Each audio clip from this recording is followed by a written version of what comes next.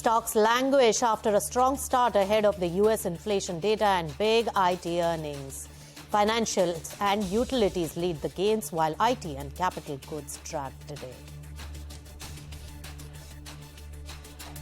Kotak Mahindra Bank gains on expectation of it getting a higher weight in the Morgan Stanley Composite Index. The review of the global index in May will factor in more room for foreign investment. Bank of Baroda reports strong growth in advances and deposits, echoing the performance of the peers. The move powers up the stock and the banking pack, but analysts advise against exuberance. IMD predicts normal monsoon for this year at 96% of the long period average, adds that El Nino impact may impact the second half of the monsoon season. US banking crisis not over, and Western central banks are likely to blink and allow for higher medium-term inflation, says the noted economist Nouriel Roubini, and recommends EMs like India as a safer investment, sees India as a rising power and a big beneficiary of friend shoring.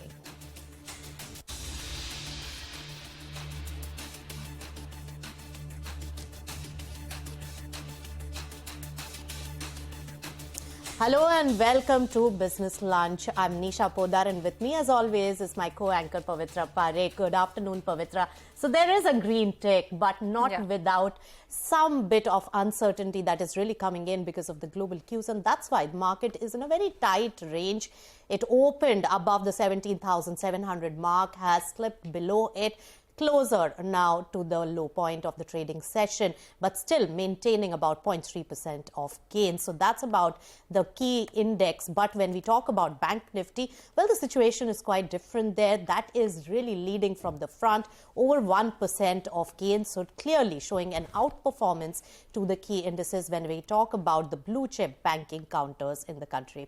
Now, mid-cap space, that is in line with the key indices. So the mid-cap universe just about tentative, but still showing a green tick, and that's also impacting the advance decline ratio, which is in favor of the advances, but with mid-cap participation, it could have been much better.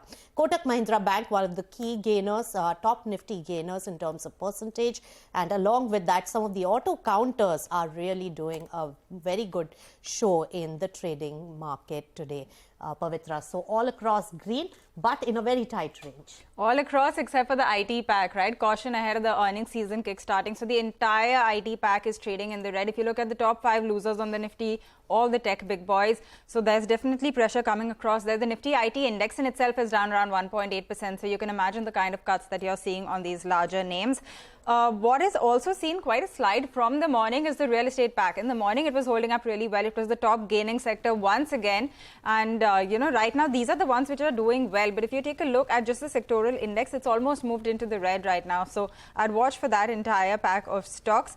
But that's what's really happening with the market action. What's encouraging for now is that mid caps and small caps are holding up fairly well, right? Pretty much in line with the index. So that's looking quite all right for now. But that's what we're tracking in terms of market action. Let's kickstart the show by looking at the top story this afternoon.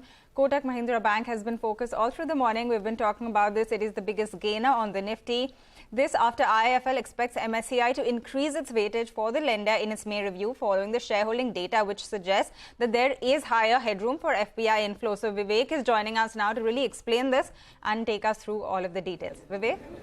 Well, the consistent underperformance of Kotak Mahindra Bank, led by the fact that there has been continuous FII selling in this particular name, now finally has a silver lining. So in the latest shareholding update that the company has given to the exchanges last evening, the foreign headroom now available is over 25%. What this basically means is that, according to quant analysts, this indicates that passive index managers like MSCI can now go ahead and increase the weightage that the stock enjoys within the MSCI standard index by a factor of 0.5, or can double it from the current existing weightage. So IIFL now expects the weightage of Kotak Mahindra Bank to double in the May index review and they anticipate that there could be inflows of almost $750 million that could come in to this particular stock in the May index review itself. To give some context, in 2020, Kotak Mahindra Bank, that actually saw its sectoral weightage increased, and RBI now allows FI limit in Kotak Mahindra Bank up to 55%, saw its entry into the MSCI index. However, it came in with a factor of 0.5 that now IIFL believes could be double. This is a significant development as far as Kotak Mahindra Bank is concerned, which is why you're seeing the stock rally in today's trading session. All right, Vivek, thanks so much for putting all that into perspective. And yes, Kotak Mahindra Bank is contributing about 30 points out of the 50 points gain that Nifty 50 is clocking at the moment. So a huge contributor there, more room for the foreign inflows to come in. Now, earlier today, we spoke to Sriram Velyudhan, who's of IIFL Securities, to understand what this could really mean for the inflows into the Kotak Bank. Listen in. If one dwells into the MSCI methodology framework, for the stocks that are part of the index, if the room opens about 25%, there is an upward revision in the adjustment factor. So Kotak should see its adjustment factor getting revised upwards from half to 1. So this should translate into an inflow event for Kotak Mahindra Bank in the May 23 QCIR. We extrapolate inflows to the tune of $750 to $800 million, which is almost 7.5 to 8 days ADV. All right, that is the word coming in from IIFL Securities on Kotak Mahindra Bank. But with that, let's also talk about another important story. Shares of Shipping Corporation are surging after sources tell CNBC-TV18 that the government is working on listing SCI's land assets later this month, and then it will subsequently invite financial bids as well for Shipping Corporation of India. Remember, the government will be selling 63.75% stake in the company, for which the expressions of interest have already been received in March of 2021. So this is some important information that our colleague Sapna is picking up on SCI. All right, important bit of information there. But moving on to a CNBC TV18 exclusive then, and sources tell us that Bandhan Group and IIFL Group look to jointly enter the life insurance business, and Yash Jain is joining in with exclusive details on that. Yash, sometime back you had stated that Bandhan Group is looking at insurance space very closely, and now it looks like IIFL is going to be the choice partner. That's correct. So it was on March 14th that CNBC TV18 had reported about Bandhan Group's plans to enter both life and general insurance market. We've been able to pick up some significant development on that particular front. What sources tell CNBC TV18 is that Bandhan Group and IIFL Group jointly are looking at acquiring a small life insurance company, which is Egon Life Insurance. As I said, it's a small life insurance company existing in the business today, but it gives them a direct entry into the Indian life insurance market, that is to Bandhan Group and IIFL Group. This versus the other process of actually applying for a license and then waiting for an approval and then starting their own business. What we've been given to understand is that Egon Life Insurance has an embedded value of about 430 to 450 crore rupees. This transaction is expected to happen at or slightly at a discount to that embedded value of about 430 to 450 crore rupees. As far as Egon Life Insurance is concerned, the business there has been struggling in the past few years. The premiums for Egon Life has come down from 147 crore back in FY18 to just 17 crore in FY22. A quick look at the shareholding of Egon Life Insurance. Egon India Holdings, they hold about 49% stake. Bennett Coleman holds about 46% stake. And the balance, about 5% stake, is held by Egon Life Insurance Employee Benefit Trust. CNBC TV18 has written to all parties involved in this particular transaction. A response from them is still awaited. All right, Yash, thanks a lot for getting us all of the details on this. But with that, let's also bring you some more important news. The Indian Met Department has forecast a normal monsoon this year, with rainfall expected to be at 96% of the long period average. However, El Nino effect could have some impact in the second half of the monsoon season. So let's hear out what Mrityunjay Mohapatra of the IMD had to tell us. We come out with the statistics, and result is about 96% of 87 centimeter will be there. Roughly about 83.5 centimeter rainfall will occur during June to September. So that's the first message. Of course, it contains, there are many factors, why it is and other things. Some details will be given in the presentation. But this 83.5 centimeter rainfall is coming under the normal category. I am again repeating, out of 5 category, normal category, and it is roughly about what is called range and other things he will explain in detail. So I want to say once again that is a normal monsoon this year is expected. And the topmost one is the El Nino conditions, which we are discussing on everyday basis. Now, currently, if you remember, the La Nina conditions which were prevailing till February has entered into the neutral conditions. The neutral conditions over equatorial Pacific region. That means this is neither La Nina nor El Nino. It is a neutral condition. The latest climate models indicate that El Nino conditions are likely to develop during the monsoon season.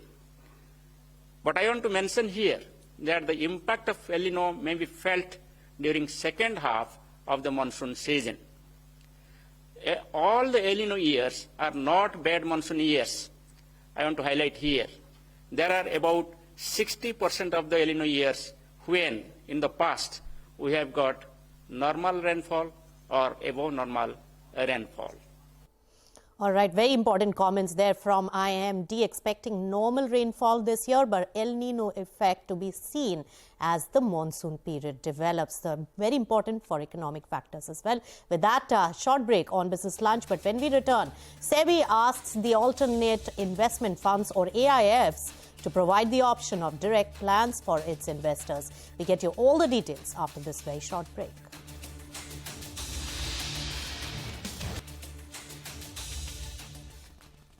Welcome back. You're still tuned into Business Lunch, and let's get you some important opinion coming in. This is from Nouriel Rubini, CEO at the Rubini Macro Associates. He's also Professor Emeritus at NYU Stern School of Business and is also known as Dr. Doom. He says that the U.S. banking crisis is not yet over. In fact, he's also predicting credit risks in the United States as the economy slows down and the defaults also increase. So let's listen in to some snippets of that conversation. I don't think it's over. I think there'll be more financial institutions going to be in trouble. And recently, the problems of the banks have come from what is referred to as market or duration risk, meaning having long-term securities whose value is falling as interest rates are going higher.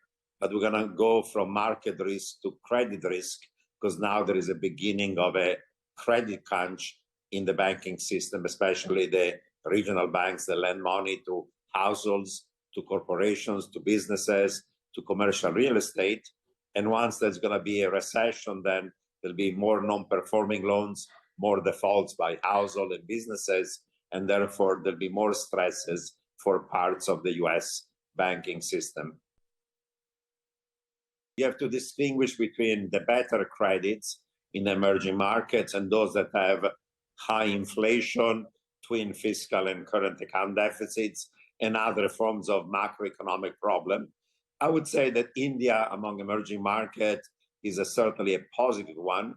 It has a high real rates, has a reasonably stable now monetary policy fighting inflation. Fiscal policy could be better, but is okay. And the structural factors for India go in the favor of India. Potential growth around 7%. Maybe higher with more economic reform, a young and growing population, a catch-up of per capita income because it's much lower than China. So India is going to be a rising power in the next few years and decades with additional economic reforms. So certainly India and a few other emerging markets might be a good place to invest, both for fixed income and even in the equity markets. And you can catch the entire conversation with Nouriel Rubini today at 5:30 p.m. only on CNBC-TV18. All right, let's shift focus to another important story that we are tracking today. And this one is on SEBI ordering AIFs to offer direct plans with a new model for commissions. Sonal is joining in with all the details. Now, Sonal, the perception is that the AIFs is being very tightly supervised and SEBI is keeping a keen watch on it. How does this particular announcement really change things for AIF industry? Thank you so much for that. Yes, it's an important update after the consultation paper that SEBI floated in the month of February. Now in a circular, they've gone ahead and said that yes, now AIFs will have to give an option of direct plan to the investors, which would involve no distribution fee or placement fee to any investors. So that is on the direct plan side. This option has to be given to investors by the AIFs in order for them to invest here as well. Now, AIFs that invest in AIF investments which are made via a SEBI registered intermediary will be onboarded via a direct plan only as per the circular. Now, this is on the direct plan. The second change that they've made here is in terms of the commission that is paid as well. In terms of this, category 3 AIFs, which is the third category, will charge fee on equal trail basis to investors, and there will be no upfront distribution fee here. For categories 1 and 2, there will be only 1/3 of distribution fees which will be paid upfront, and the rest can be paid on trail basis. So this is the news and applicable from 1st May as well. Now, why have they made this change? This is in order to ensure that there is no mis-selling and double charging of fees to investors in the current regime. As per the current fee structure, investors looking to invest in AIFs, they are prone to double charging of fees. One is, of course, via the investment fee by the investment advisor, and second is through AIF distribution fees. So in some cases, this could actually contribute around 5% of the total investments itself and become a big chunk. With this change that has come about, this would be done away with, as the distribution fee will not have to be paid by the investors via direct plan. Now, as I said, it was back in February when SEBI had come out with this consultation paper, and this is the reason why this change has come about. Now, just to give you a perspective, upfront fee is where it is paid to the broker in the same month as purchase of the fund, while trail commission is paid every year until investment is withdrawn. So now it will be done over years. So that will, of course, give some support to the investor as well. All right, Sonal, thanks a lot for bringing us all of the details, on this important story. And with this, mutual funds, PMS schemes, as well as AIFs now are all at pretty much a level playing field as far as the commissions go. But with that, we are going to move on to another important story, and that is that Tamil Nadu has passed a bill banning online gambling despite new IT rules. Governor R.N. Ravi approved the bill, which was sent to him by the Assembly for the second time. So my colleague Jude is joining us now with Chennai to take us through all of the details here. Looks like, Jude, finally the ban is in place. Well, after a whole lot of meandering and to and fro, Tamil Nadu Governor R.N. Ravi has finally provided assent to the ban on online gambling, proposed by the Tamil Nadu government. The bill in question is called the Prohibition of Online Gambling and Regulation of Online Games Bill. Remember, this comes only a month or a little over a month after the governor returned the first draft of the bill, questioning the legislative competence, quote unquote, of the state legislature in enacting such a ban. After which, of course, the state legislature got together, redrafted a bill and sent it across, which has now meant that the bill has finally been passed on account of the governor's approval itself. But incidentally, this wasn't without incident either, because the assent came only a little after the state had to pass a resolution, calling on time limits to be imposed on state governors when it came to passing key legislation like such a proposed ban itself. Remember, it's taken the longest time for this ban to come into effect. It started in November when an ordinance was promulgated, clarifications were sought out. The state law minister then clarified matters pertaining to the ban. 131 days later, the governor returned the bill. Only a month after that, when the redraft was made, did this bill finally meet Governor their assent. So it's taken a while, but for the moment, Governor R.N. Ravi has provided assent to that bill from Tamil Nadu banning online gambling in this state. All right, Jude, thanks so much for getting us all those important details. With that, a quick break on Business Lunch. We'll be back with more news and updates.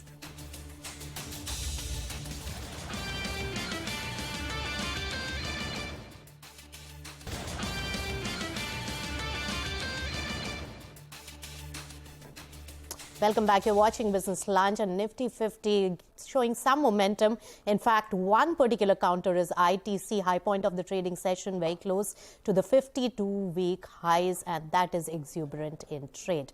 Now let's also bring you the latest on the COVID situation in the country. Nearly 5,700 fresh cases were recorded over the last 24 hours, while over 3,750 patients recovered from the disease on Monday.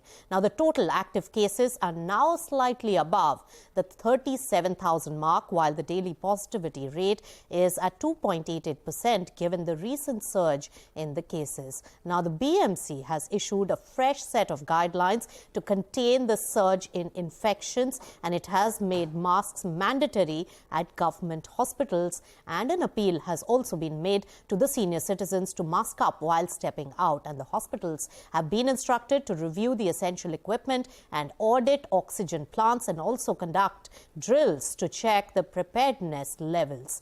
Instructions have also been issued to ensure that higher testing is done across the city. So take care, everybody.